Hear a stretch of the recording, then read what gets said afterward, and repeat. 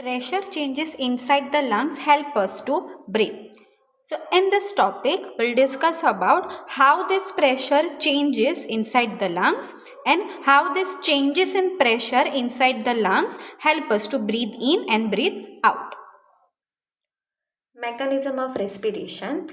Inhalation, breathing in. When the person wants to breathe in, the diaphragm of the respiratory system, it contracts and it will move in downward direction, because of which this diaphragm, it flattens up.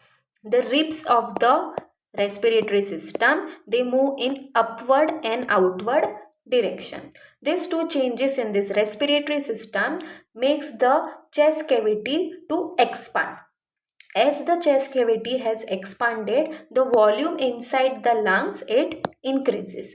When the volume inside the lungs increases, the pressure inside the lungs decreases. Now remember one rule.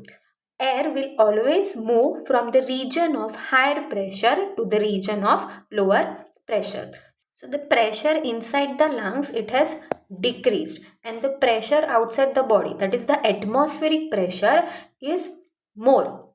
So, from the atmosphere, the air will enter through the nostrils and it will reach inside the lungs. And this is how this changes, it helps in inhalation, that is breathing in. Mechanism of exhalation, that is breathing out. When the person wants to breathe out, the diaphragm, it relaxes and move in upward direction and takes the dome shape. The ribs, they move in downward direction and in inward direction. These two changes, they decreases the volume inside the lungs.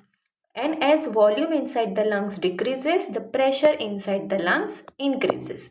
And as the pressure inside the lungs has increased, the atmospheric pressure is lower than the pressure inside the lungs. And that's why the air from the lungs, it will be moving out from the lungs and it will be exhaled through the nostrils.